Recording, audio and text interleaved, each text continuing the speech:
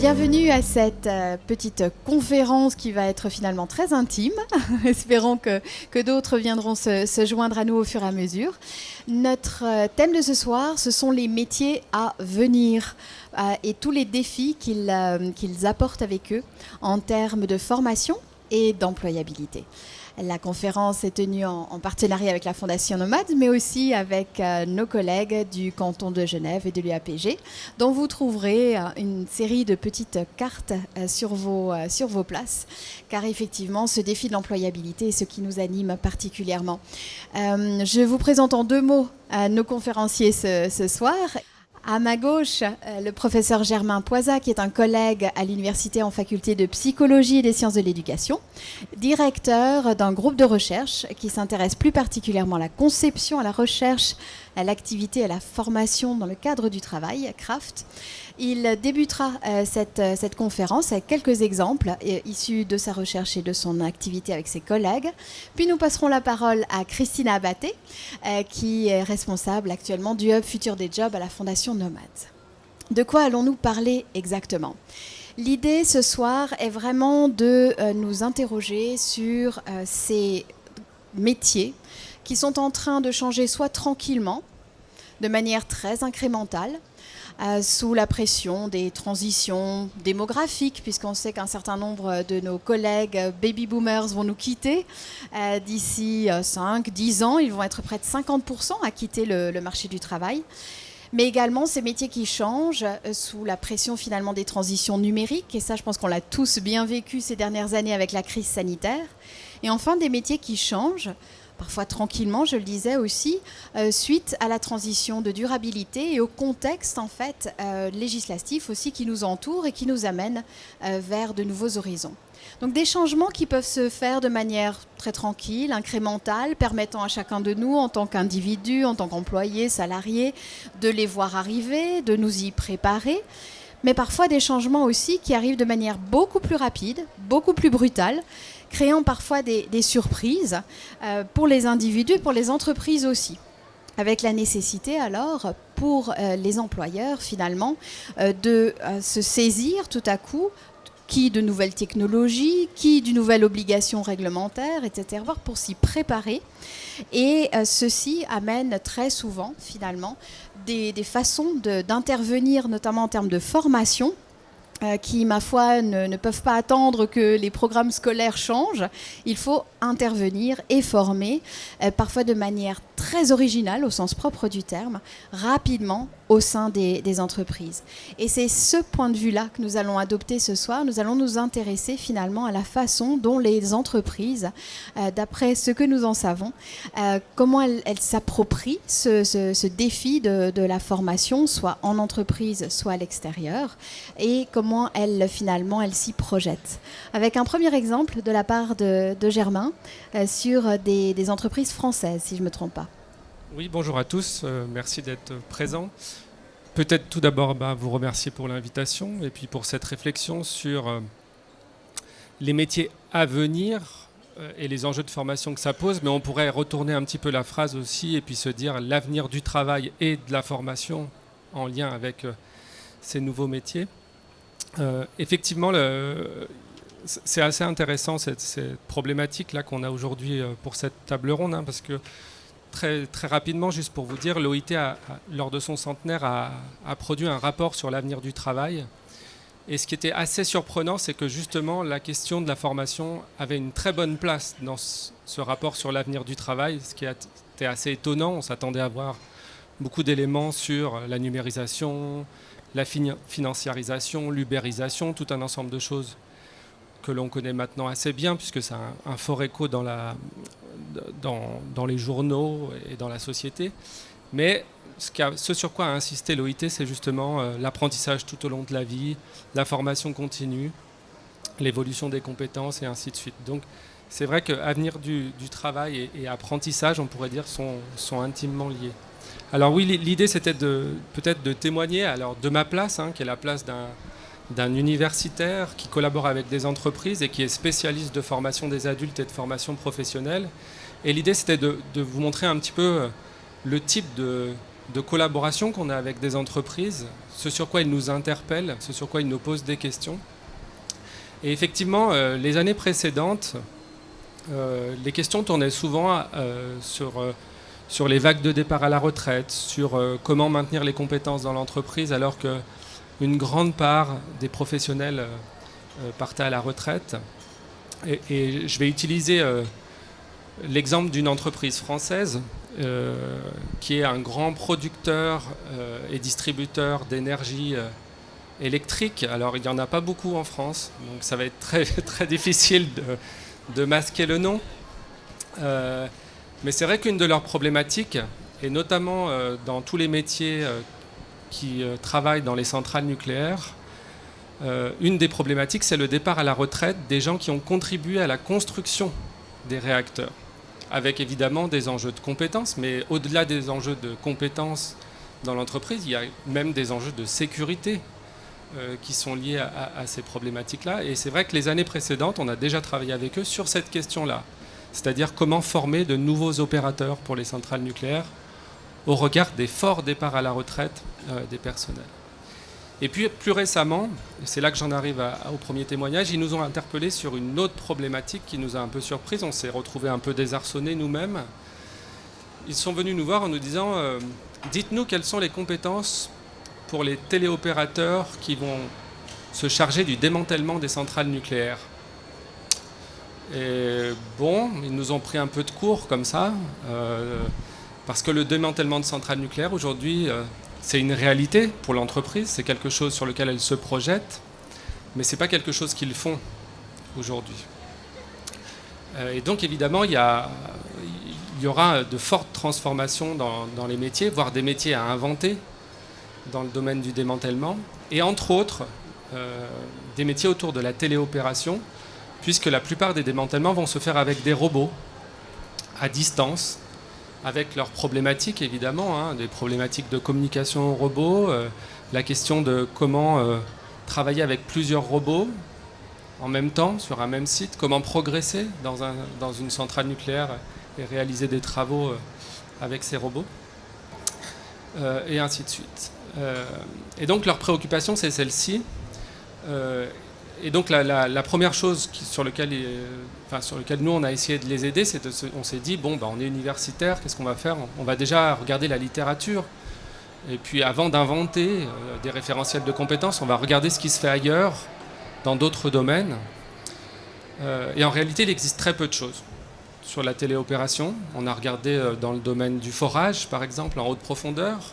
On a regardé évidemment du côté des astronautes. Ça permet de dire qu'on forme des astronautes maintenant à l'Université de Genève. Puisqu'ils utilisent des bras téléopérés aussi pour certaines opérations dans la station internationale. Mais en réalité, sur la question de la formation, il y a très peu de choses. Parce qu'on n'écrit pas sur les référentiels de compétences qui sont développés dans ces domaines-là. On ne les rend pas publics. Et puis, il y a très très peu de recherches sur ces questions-là. Et donc, on a commencé à regarder un peu, finalement, quels étaient les problèmes qui se posaient, mais d'un point de vue technique à la téléopération. Alors, il y a des problématiques, justement, de contrôle-commande de ces robots-là, qui ont beaucoup de latence, par exemple. C'est-à-dire que quand on commande une action du robot, ça met très longtemps à se réaliser. Il y a des problèmes de caméra, il y a des problèmes de progression, il y a tout un ensemble de problématiques, je les ai déjà un peu évoquées. Et donc, on est un peu démunis, mine de rien. On part un peu de zéro pour réfléchir un petit peu à ces compétences. Alors, ce qui est intéressant avec cette entreprise, c'est que d'une certaine manière, elle anticipe beaucoup. Le démantèlement aura lieu dans 10 ans, les premiers démantèlements. Et donc, se poser aujourd'hui la question de la formation, d'une certaine manière, ils sont assez exemplaires de ce qu'il y a à faire, c'est-à-dire de ne pas être dans une logique réactive par rapport à ces problématiques-là, mais vraiment d'être en amont. Et puis, du coup, la stratégie qui va être employée, sans doute, c'est qu'ils ont construit une sorte de démonstrateur, c'est-à-dire un grand bâtiment dans lequel ils développent aujourd'hui les robots. Les robots n'existent même pas. Les robots qui vont servir pour les centrales nucléaires n'existent pas, donc ils sont en train de les concevoir. Mais l'idée, c'est de regarder à chaque instant comment les opérateurs qui sont chargés de concevoir ces robots développent des compétences. qu'est-ce qui est compliqué, qu'est-ce qui est difficile, quelles sont les situations qu'ils rencontrent. Et ceci même dans des situations très très simples, à l'intérieur d'un démonstrateur, et puis potentiellement d'aller voir ensuite des situations un petit peu plus compliquées. On sait par exemple que dans la même entreprise, il y a l'utilisation de robots ou de drones en cas d'accident nucléaire. Et donc il y a aussi une équipe qui s'entraîne à utiliser les robots pour prendre des informations, faire des mesures, aller repérer un site de centrale nucléaire avec un accident. Et donc en réalité, la stratégie qu'a cette entreprise, c'est de regarder à la fois l'activité de ces personnes qui développent eux-mêmes les robots et de voir et de capitaliser, et de prendre toutes les opportunités pour essayer de regarder quelles sont les situations difficiles, quelles sont les problématiques auxquelles vont être confrontés les futurs opérateurs, et puis en même temps d'aller regarder les situations assez proches, assez familières, qui pourraient nous donner aussi des enseignements. Donc là-dessus, c'est assez intéressant, normalement, on a un programme d'études qui va s'étaler sur 3 ans, qui va essayer de faire ce travail-là. Et peut-être pas en posant la question directement des compétences, quelles sont les compétences pour la téléopération, mais d'abord simplement se poser la question des situations qu'ils seront rencontrées. Quelles sont les situations qui seront difficiles, quels seront les dilemmes auxquels auront faire face les téléopérateurs, et éventuellement quels sont les métiers qui vont apparaître. Parce qu'aujourd'hui, ils pensent uniquement le téléopérateur, mais évidemment, il y aura sans doute des chargés de chantier, démantèlement, et tout un autre ensemble d'acteurs qui vont apparaître progressivement dans le cadre du démantèlement des centrales nucléaires. Et puis peut-être, c'est pas un témoignage sur un exemple de collaboration qu'on a, mais peut-être insister sur un point aussi qui est important, me semble-t-il, pour les entreprises, c'est peut-être dans cette perspective de se projeter vers les métiers à venir, d'anticiper un petit peu le futur, c'est peut-être d'envisager le travail du formateur un peu autrement qu'on le considère aujourd'hui. Aujourd'hui, le formateur, c'est celui qui donne des séquences de formation, anime des sessions, éventuellement est en charge de concevoir le catalogue de formation et de l'appliquer d'une certaine manière, avec une logique un peu parfois de clients à l'intérieur des entreprises, puisque les services sont dissociés et ainsi de suite, comme si le formateur était un exécutant. Et en réalité, de mon point de vue, il faut essayer aussi d'imaginer l'avenir du métier de formateur aussi, en même temps qu'on réfléchit à l'avenir des métiers, en se disant que sans doute le formateur a un rôle à jouer justement en amont pour réfléchir à cet avenir des métiers. Et notre idée, par exemple, dans le diplôme de formation continue que je dirige, c'est d'amener justement à faire évoluer ce métier de formateur. Et on va proposer plutôt à la rentrée prochaine un nouveau module de formation qui s'appelle Prospective et anticipation en formation des adultes, avec l'idée que les formateurs peuvent être porteurs de cette réflexion sur l'avenir, et en essayant de dire il ne faut pas être évidemment passif par rapport à ce qui va nous arriver, ni en réaction, parce que quand on est en réaction, on est en retard. Il faut évidemment se préparer, mais plus que ça, il faut être proactif, c'est-à-dire qu'il faut agir aujourd'hui pour le futur que l'on veut demain. C'est ça l'idée d'anticipation, c'est de dire explorer les futurs possibles au regard du présent, en se disant mais comment je veux faire évoluer les situations présentes pour aller en direction du futur souhaitable, qui est finalement la cible en termes d'anticipation. Et donc ça me semble vraiment aussi un élément important d'essayer de penser autrement le rôle de la formation par rapport à ces questions d'avenir et de futurs métiers. Merci beaucoup, Germain. Je retiens effectivement trois grands points. Le fait de finalement ne pas se laisser prendre par la trop grande crainte. Tu disais on est démunis, certes, mais finalement en raisonnant par analogie, on peut parvenir à progresser et à trouver finalement effectivement des profils de compétences qui sont comparables. En avançant aussi et par observation des situations. C'est quelque chose qu'on va retrouver sans doute dans le témoignage de Christina dans un instant. Mais je note dans un environnement sécurisé. Et je trouve ça particulièrement intéressant quand on anticipe finalement ce démonstrateur dont tu parles dans cette entreprise propose quand même un environnement sécurisé en fait pour cette observation. Donc c'est quelque chose qui peut-être retire une certaine pression des épaules de tous les acteurs en présence. On y reviendra. Et puis le troisième point finalement, c'est que finalement on pense souvent aux ingénieurs qui doivent penser les métiers, aux RH qui doivent penser les métiers. Et là tu introduis un troisième partenaire et puis finalement plus on est, mieux on sera. C'est le formateur qui, s'il s'investit également dans cette équipe de prospective quelque part, va jouer un rôle actif et va tout de suite pouvoir opérationnaliser une partie de l'action de formation. Est-ce que j'ai bien résumé ? Ça te paraît impeccable. Est-ce que sur ces points, il y a déjà des réactions du public avant qu'on entende Christina Abaté ? Pas pour l'instant ?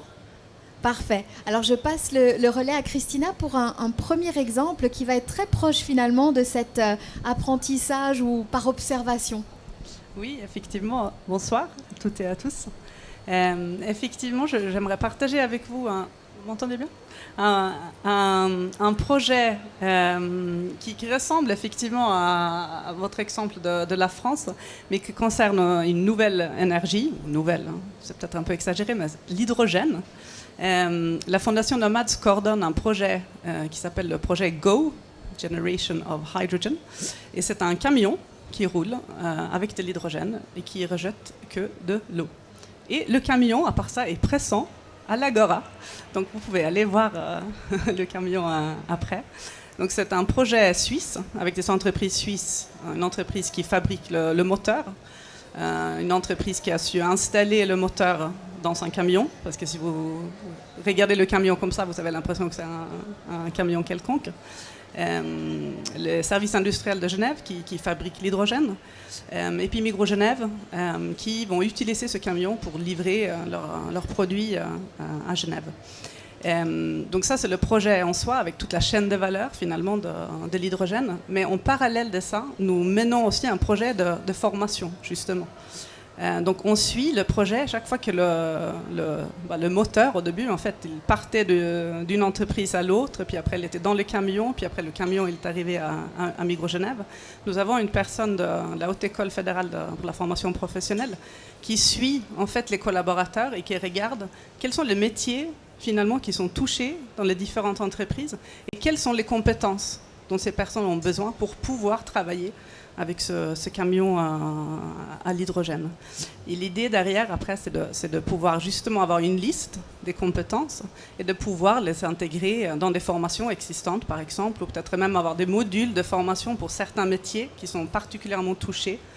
Et c'est vraiment une manière de mettre à jour des formations. On n'a pas besoin de tout repenser parce que le métier n'a pas complètement changé.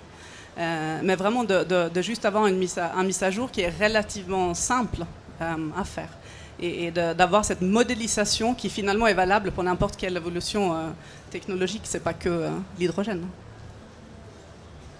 Tout à fait, merci beaucoup. Donc là, on a effectivement cette observation qui pourrait donner lieu quasiment à une checklist après pour d'autres entreprises, d'autres chaînes de valeur qui pourraient procéder de la même manière.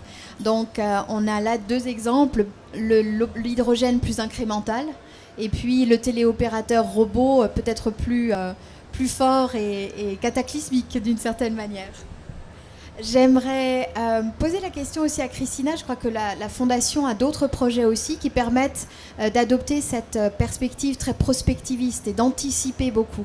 Quels sont-ils ? Oui, effectivement, on a un projet aussi qui s'appelle le Green Skills Project, où l'objectif, c'est de voir dans des domaines d'activité spécifiques quelles sont les compétences et quels sont les métiers d'avenir.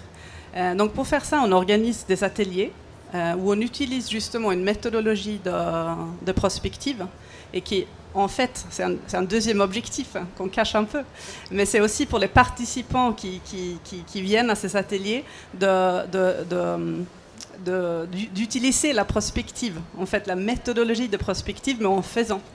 On ne donne pas la théorie vraiment, c'est vraiment en faisant les ateliers où on apprend cette méthodologie et ce mindset finalement, parce que je pense que la prospective c'est beaucoup un état d'esprit. Donc nous avons organisé jusqu'à aujourd'hui 3 ateliers sur des domaines différents, sur la mobilité, l'efficience énergétique et l'économie circulaire. Et on travaille avec des scénarios, donc on s'imagine, on va dire, différents scénarios du futur. On se met d'accord sur qu'est-ce que c'est le futur, donc dans notre cas c'est 2030. Et on arrive avec des scénarios, on va dire, un petit peu extrêmes. Enfin, 4 extrêmes différentes. Probablement que la réalité, elle sera quelque part là au milieu. Et après, par rapport à ces scénarios, on regarde quels sont les métiers et quelles sont les compétences dont on aura besoin, peu importe finalement le scénario. Et il y a des choses très, très fortes qui ressortent dans chaque atelier, mais aussi dans les 3 ateliers. On commence maintenant avec un peu de recul de voir vraiment des signes de certains métiers qui, peu importe finalement le domaine. Si on parle de la mobilité ou l'économie circulaire, c'est des métiers qui ressortent fortement comme recycleur, par exemple. Ça ressort fortement dans les 3. Donc ça, c'est peut-être, je ne sais pas si c'est un nouveau métier, mais en tout cas, vraiment un métier complet. Puis il y a aussi des métiers qui existent comme juriste ou architecte, mais du coup avec des compétences supplémentaires, plus liées, des compétences, on va dire, vertes peut-être, plus, qui ne font pas forcément partie de la formation de ces métiers-là aujourd'hui. Et je pense un autre point qui est important aussi, c'est on voit dans les compétences, alors bien sûr il y a des compétences techniques dont on aura besoin, mais il y a surtout en fait les compétences transversales. Et ça, pareil, ça ressort dans chaque atelier. C'est les mêmes choses. C'est la résilience, de l'adaptabilité, comment gérer le changement, communication, collaboration. Et ces compétences-là, voilà, après, c'est la question à se poser comment on peut les développer. Mais ça ressort fortement comme des compétences vraiment clés pour demain. Merci beaucoup, Christina. Donc là, on note effectivement des métiers qui finalement s'installent dans le paysage, qui commençaient à émerger il y a quelque temps et qui s'installent dans le paysage. J'aimerais revenir sur un métier parce que ça m'avait frappé dans ces scénarios. C'était celui de menuisier qui tout à coup prenait une forme totalement différente dans les scénarios du futur de la mobilité, de l'efficience énergétique et de l'économie circulaire, puisque tout à coup les menuisiers intervenaient dans des environnements qui n'étaient pas du tout ceux auxquels on pouvait penser. C'est un très vieux métier, mais qui est totalement transformé par ces scénarios. Il y a plusieurs métiers comme ça, en fait, qui revient finalement. Là, c'était peut-être encore plus spécifique pour l'économie circulaire, mais le métier d'agriculteur, qui est fortement sorti comme quelque chose de très important, de pouvoir faire des choses localement, et des productions aussi, des produits qu'on ne produise plus ici, mais qu'on aura besoin de pouvoir faire plus localement, et peut-être des compétences justement qu'on avait, et qu'on n'a plus forcément, qu'on n'enseigne pas forcément à l'école non plus. Donc comment est-ce qu'on va apprendre ces compétences-là? C'est un challenge. Oui, c'est un challenge. Alors effectivement, ce challenge, on l'a entendu ici sur plusieurs conférences. On en entend 2 qui ressortent un peu de tes témoignages. Il y a le challenge finalement de comment, alors que les formations existantes n'intègrent pas forcément, surtout les formations longues, n'intègrent pas forcément ces compétences. J'ai souvent entendu des collègues dire mais finalement la formation continue vient en palliatif. Ça vient en fait un peu pour compléter, ça vient compléter un manque le temps que les formations classiques finalement intègrent ça dans leur plan d'études. C'est un premier point peut-être sur lequel j'aimerais revenir. Et un deuxième point que tu as souligné et où je crois que Germain avait fait un travail dessus il y a quelque temps, sont les compétences transverses. Donc ça, ce sont 2 points que j'aimerais peut-être explorer, mais je ne veux pas monopoliser l'attention et la parole. Donc je me tourne une fois de plus vers le public pour savoir si de votre côté, vous aviez dans l'immédiat des questions à poser sur ces premiers témoignages qu'on vient d'entendre. Toujours pas? Alors je laisse mes conférenciers sur le grill. Ah si, merci. Tout d'abord, je vous remercie pour vos témoignages parce que c'est un message plutôt positif et rassurant en fait. Donc en général, la transition fait toujours peur et là, je trouve que c'est rassurant. Concernant les centrales nucléaires, on a le même problème en Suisse. Est-ce qu'il y a des collaborations qui sont... Et j'imagine qu'il y a déjà eu des démantèlements de centrales nucléaires ailleurs dans le monde. Est-ce qu'il y a... Non, même celles qu'on pétait. Est-ce qu'il y a des collaborations entre les différentes centrales? Je suis allée visiter récemment Gösgen. Moi, j'étais hyper impressionnée notamment de voir tous ces fils, toutes ces connexions. Je me dis, mais c'est hallucinant, il y a des millions de connexions Et j'imagine que chaque câble a sa justification, donc c'est absolument incroyable. Et effectivement, de démanteler tout ça, j'imagine la somme de travail que ça doit être. Et est-ce qu'il y a des collaborations? Oui, évidemment, il y a des échanges de pratiques. Ce qui est, par exemple, avec l'entreprise avec laquelle je travaille, l'idée, c'est que le démonstrateur qu'ils sont en train de construire, enfin qu'ils ont fini de construire et qu'ils rendent opérationnel aujourd'hui, devienne un démonstrateur centre de compétences pour l'AIEA.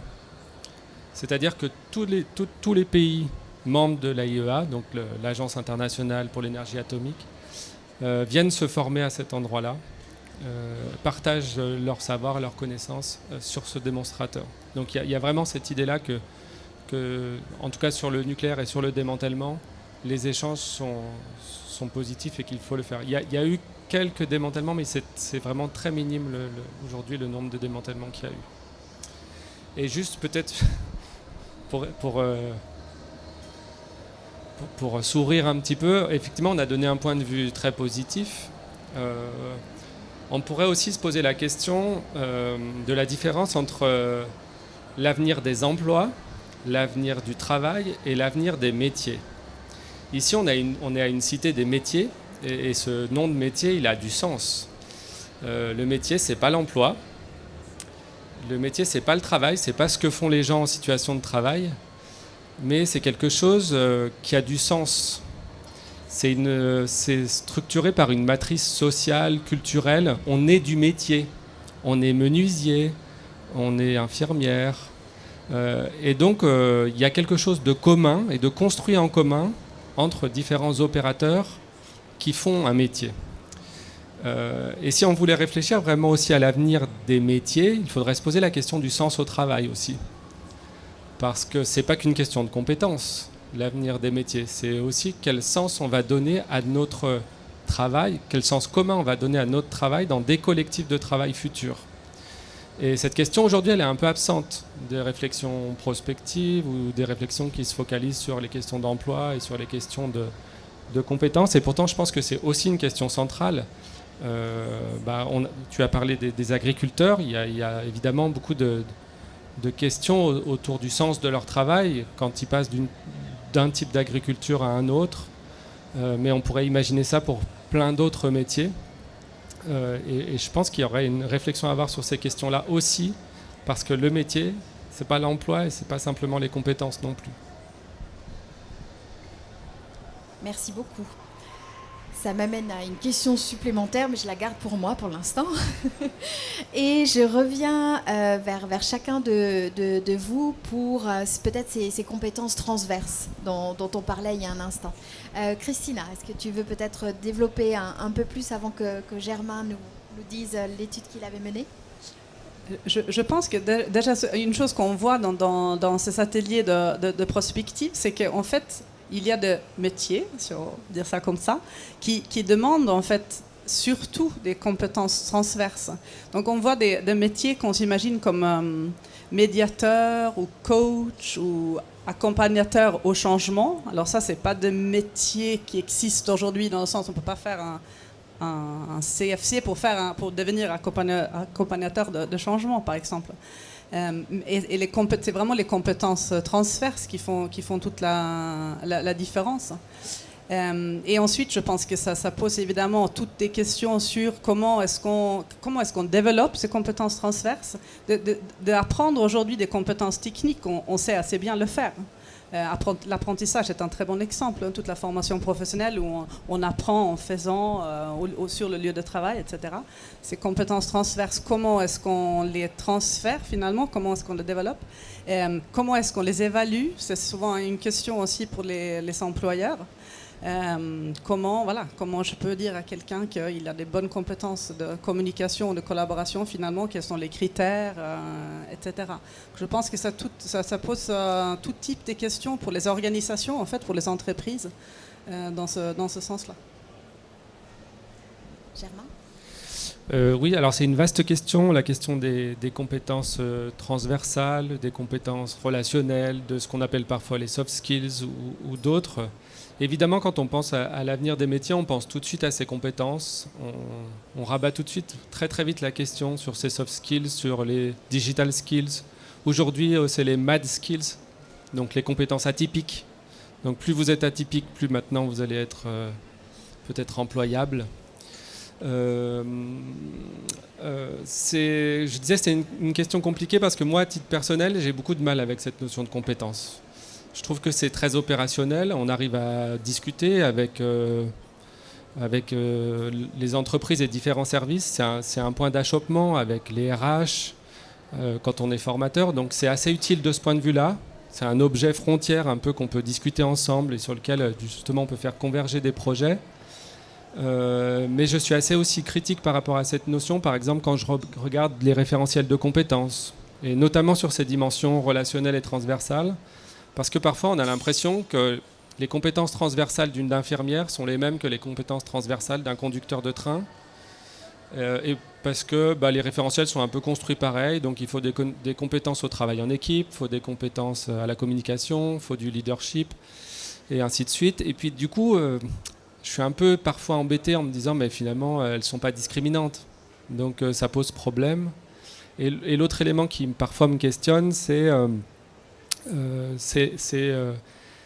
la manière dont c'est opérationnalisé dans les plans de formation, où comme il y a des compétences techniques et des compétences relationnelles ou transversales, on sépare les deux en formation. Et du coup, comme si le relationnel n'était pas technique et le technique n'était pas relationnel. On les oppose, ou pas forcément on les oppose, mais du moins on les distingue, et ça fait l'objet de formations différentes.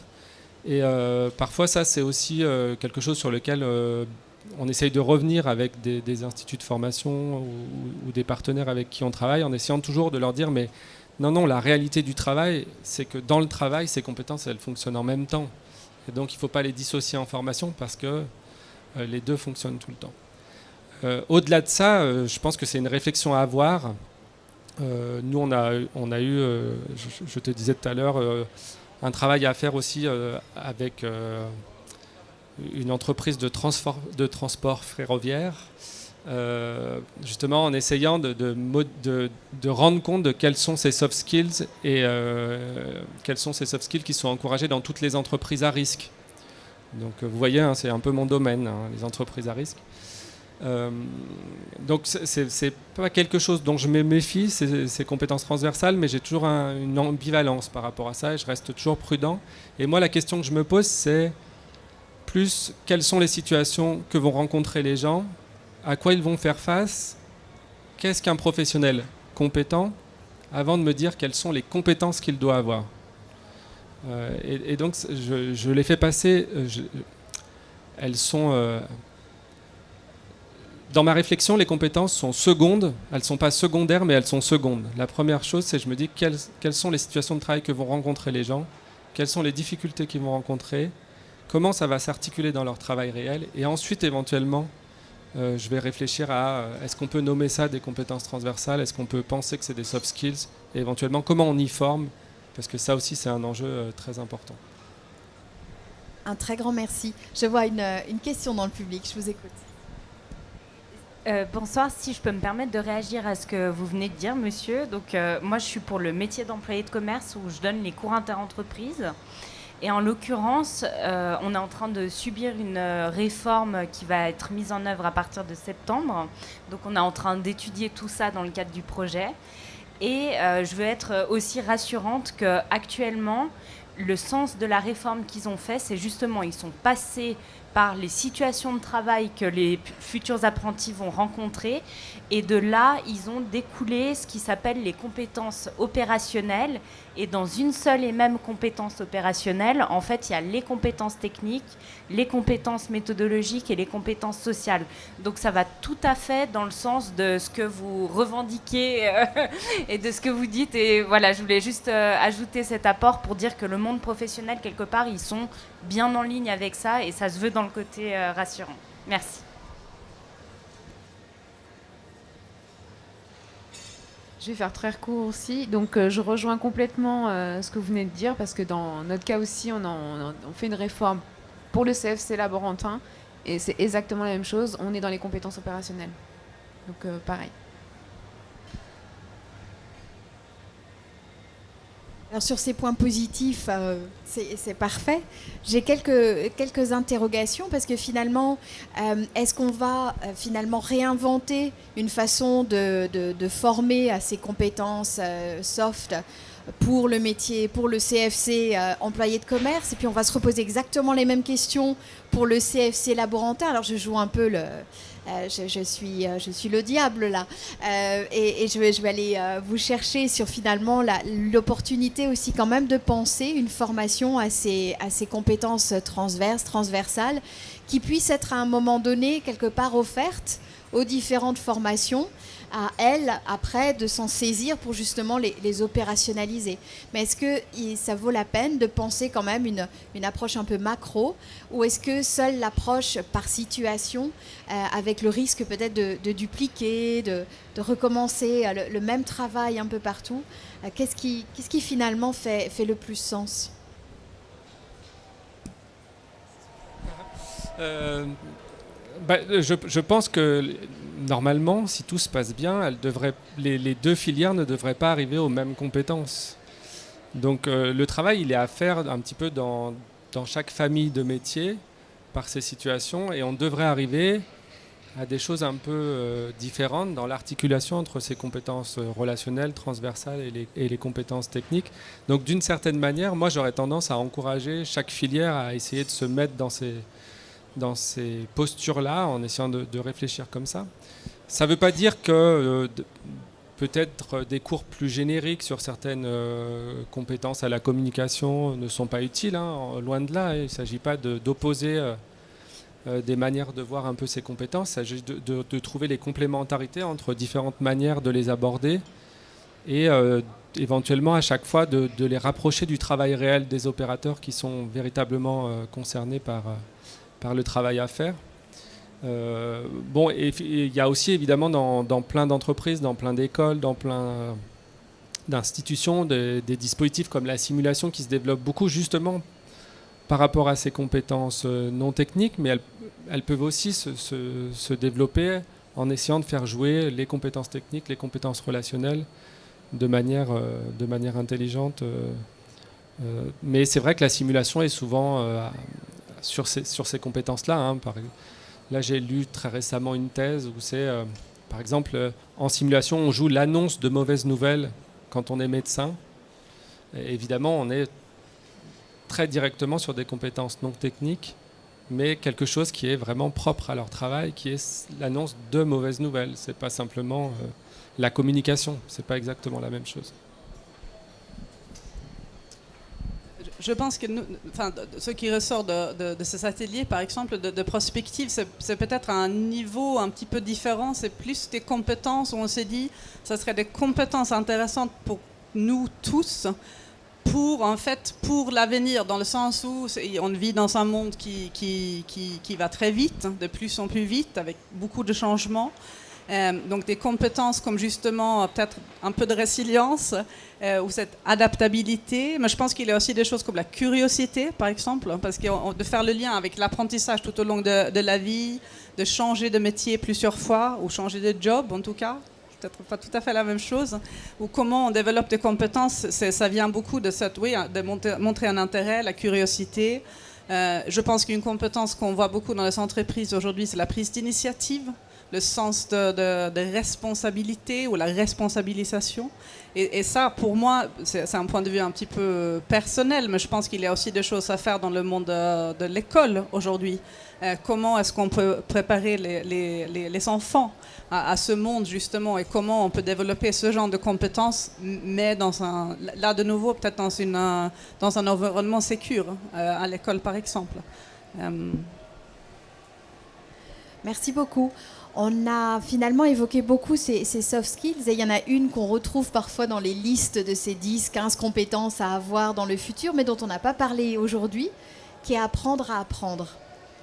Est-ce qu'on peut y revenir simplement ? Parce que finalement, si on est dans un apprentissage tout au long de la vie, cette curiosité dont parle Christina, cette envie de s'approprier des compétences, d'être conscient de ses propres compétences et peut-être de celles qu'il faut dont il faut qu'on se saisisse, en fait, c'est peut-être justement cette posture d'apprendre à apprendre. Est-ce qu'il y a quelque chose à dire là-dessus, ou est-ce qu'on est sur un mantra, finalement, qui recoupe celui de simplement de la curiosité? Je vais être très mesuré, comme d'habitude. Pour moi, ça n'existe pas, apprendre à apprendre. On apprend quotidiennement, tout le temps, perpétuellement. Là, en parlant, j'apprends à parler à une table ronde, par exemple, où je me dis que je ne ferai pas les mêmes introductions la prochaine fois. C'est-à-dire qu'on apprend perpétuellement des choses qui ne sont pas forcément abstraites, pas forcément des choses symboliques, des connaissances très fines, mais par contre, il y a toujours quelque chose qui est appris à chaque instant, qui est de l'ordre peut-être de quelque chose de très incarné. Et moi, je ne pense pas qu'on apprenne à apprendre. Je pense qu'il faut que nos environnements soient mieux conçus pour qu'on puisse repérer des choses pertinentes, et que c'est quand c'est significatif pour nous qu'on va apprendre.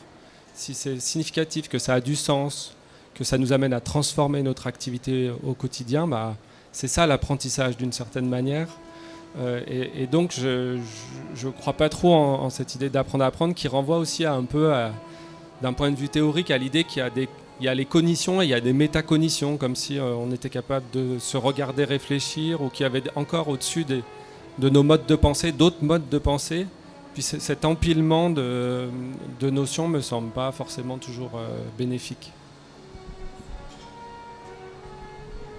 Oui, moi je pense que effectivement, quand je parlais de curiosité, je faisais référence en fait à apprendre à apprendre. Mais je pense que je préfère la notion de curiosité. Après, je pense qu'un aspect, on n'en a pas beaucoup parlé ce soir non plus, mais c'est tout qui touche au digital et la technologie aujourd'hui, qui donne en fait un accès à l'information et d'apprendre des choses d'une autre manière. Et je pense qu'il y a beaucoup d'avantages avec ça. Je vois ma fille qui a 13 ans, si elle a envie d'apprendre, elle va regarder un tuto sur TikTok. Et parfois, c'est des choses où je me dis, bon, c'est utile ou pas utile, mais parfois, c'est parce qu'elle a envie de pouvoir, je ne sais pas, transférer ses jeans en sac, et puis elle va coudre, et elle a appris de faire ça avec des outils ou de la technologie aujourd'hui, qui donne accès assez large à beaucoup de personnes. Et ça, je pense, c'est quelque chose qui soutient cette envie d'apprendre de nouvelles choses. J'aimerais juste rebondir sur cette notion d'envie et de sens. Vous y mettez énormément de poids. Lorsque finalement, face à un nouveau métier, on n'y trouve pas sens, on ne se projette pas dans ce nouveau métier, dans son changement, etc. Qu'est-ce qu'on peut faire pour quand même accompagner plusieurs collaborateurs, plusieurs équipes? Comment fait-on en tant qu'entrepreneur, en tant qu'entreprise, en tant qu'employeur, ou même à titre personnel, pour trouver du sens sans y aller à reculons, sans que ce sens soit quelque chose en fait d'obligatoire, qui s'impose complètement à nous? Comment est-ce qu'on fait dans ces moments un tout petit peu moins positifs? Peut-être que la première chose, c'est de faire participer les gens à l'évolution de leur travail. C'est peut-être tout bête de dire, ou peut-être romantique de dire ça comme ça. Mais souvent, finalement, les opérateurs, les employés, les travailleurs ne sont pas tant consultés que ça sur l'évolution de leur métier ou de leur travail. Ça s'impose à eux par des nouvelles normes, des nouvelles règles, des nouveaux cahiers des charges, des nouvelles technologies à utiliser. Et peut-être simplement, d'une certaine manière, leur donner voix à un moment donné, soit par de la co-conception, soit par des ateliers prospectifs justement avec ces opérateurs-là. Parce que tout à l'heure, j'ai parlé des formateurs en disant que les formateurs peuvent avoir un rôle de prospective et d'anticipation, mais on peut aussi utiliser ces outils en formation avec des collectifs quand leur métier évolue et justement quand ils ont du mal à faire sens de certaines évolutions. J'ai en tête le travail d'une collègue qui est dans mon équipe, qui s'appelle Délie Salini, qui a travaillé avec les infirmières dans le Tessin, sur un projet qui s'appelle ReCare, avec l'idée que justement les infirmières il y avait déjà un problème de renouvellement de professionnels, mais que les infirmières et les infirmiers avaient un petit peu du mal à faire sens de l'évolution de leur métier, n'arrivaient pas à se projeter très très loin dans leur métier, évidemment qui est un métier très difficile, mais aussi où il y a beaucoup de changements dans le rapport aux patients avec le numérique, qui va jusqu'en chambre. Hein. On est avec la tablette et on doit d'une certaine manière enregistrer tous les actes qu'on fait. Et puis quand on est face à la tablette, le patient nous dit « mais vous vous occupez pas de moi ».